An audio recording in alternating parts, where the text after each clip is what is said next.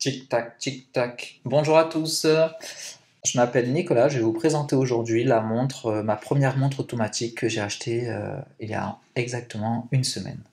Donc, je vais vous expliquer un petit peu mon choix, pourquoi est-ce que je me suis porté vers cette montre. Je vous présenterai ensuite l'entreprise, puis la montre. D'accord? Donc moi je cherchais une montre parce que j'ai des poignets petits, donc j'ai des poignets de 16,5 cm de circonférence. Je cherchais une montre qui ne soit pas très grande, qui puisse aller avec mon poignet. Donc je voulais pas une montre dépassant les 39 mm. Je cherchais aussi une montre de style militaire, c'est pourquoi j'ai choisi celle-ci, parce que mon budget ne me permettait pas non plus d'aller chez Tudor ou ce genre de marque. Donc, je vais vous expliquer, c'est une montre qui vient de la marque MWC. Elle a été livrée dans cette boîte, une jolie boîte très simple, somme toute, avec un bracelet Natou, un deuxième qui était noir, que je ne vais pas vous présenter ici, mais qui était le même. Donc il y avait quand même deux bracelets pour moins de 300 €.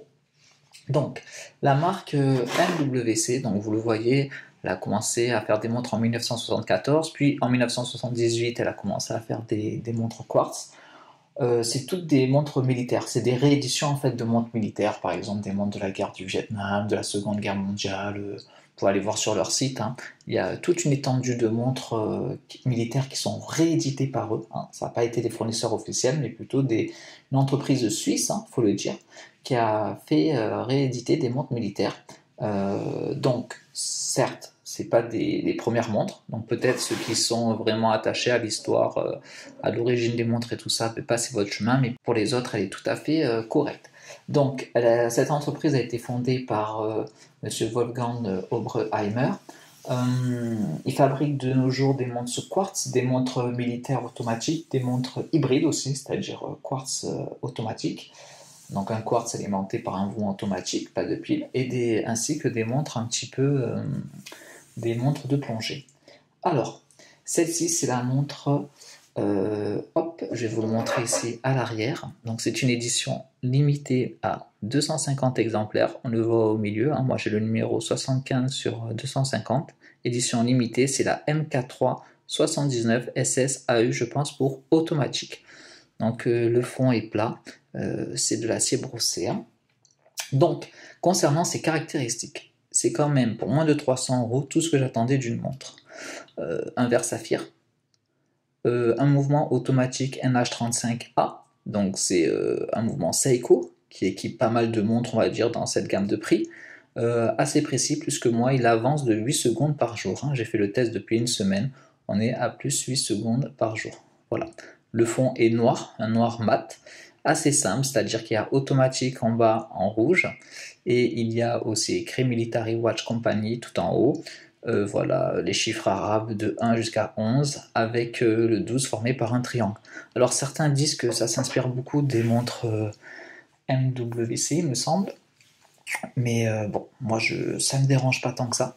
La couronne est vissée, donc une étanchéité ici à 100 mètres avec une couronne vissée. Comme vous pouvez le voir, désolé mes ongles, je me range un peu les ongles, qui plus est, j'ai une blessure. Voilà, le fond plat. Alors la taille maintenant, 38 mm de diamètre. L'œil to l'œil, c'est-à-dire corne à corne, exactement 45 mm. Une épaisseur de 12,5 mm. Bon, ben, j'ai pas un outil assez précis, mais elle est épaisse sans trop l'être. Pour une 38, c'est quand même, je pense, la limite de l'épaisseur. Et surtout résistante du coup à 100 mètres grâce à son fond vissé et sa couronne vissée.